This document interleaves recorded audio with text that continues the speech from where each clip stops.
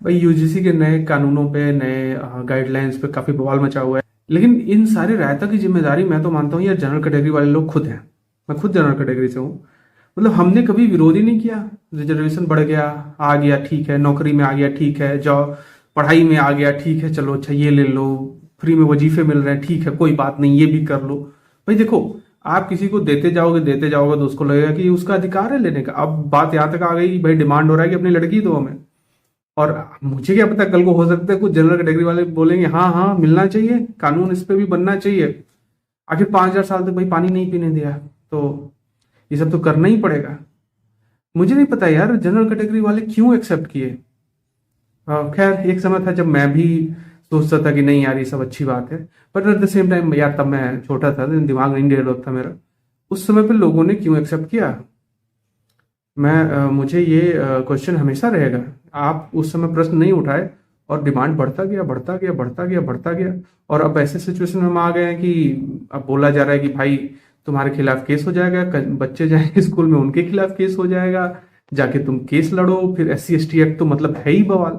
मतलब अगर आपके पड़ोस में कोई रहता है SC ST कैटेगरी का, तो आपको वो जब चाहे तब जेल में डाल सकता है, and there is nothing you can do about it. मतलब वो बोल देगा भैया मुझे जाती है गाली दी मुझे, जाओ तुम प्रूफ करोगे तुमने नहीं दिया, जाओ तुम जेल में जाओ, केस लड़ो। अंधेर नगरी चौपट राजा। और इसके कारण जनरल कैटेगरी वाले ही हैं, क्योंकि उन्होंने कभी प्रतिकार ही नहीं किया। वो तो इसी में खुश थे कि यार मेरा जॉब वहां लग गया, मेरा लड़का वहां सेट हो गया, वो पैसा मोटा पैसा कमाता है। बेटा मोटा पैसा कमा के करोगे क्या जब तुमको उठा के जेल में डाल देंगे? क्या करोगे मोटा पैसा? किस काम का है मोटा पैसा तुम्हारा? सब इसी में खुश हैं कि मेरा लड़का वहां सेट हो गया, तो मेरी लड़की वहां सेट हो गई, तो डॉक्टराइन बन गई, तो इंजीनियर बन गया, तो कलेक्टर बन गया। भाई देखो, अगर आपके लड़के को उठा के जेल में डाल देंगे तो तुम पैसे लेके करोगे क्या? What are you going to do with that? भाई देखो, ना तो उन कैटेगरी के लोगों की है और ना ही पॉलिटिकल पार्टीज की या पॉलिटिशियंस की है।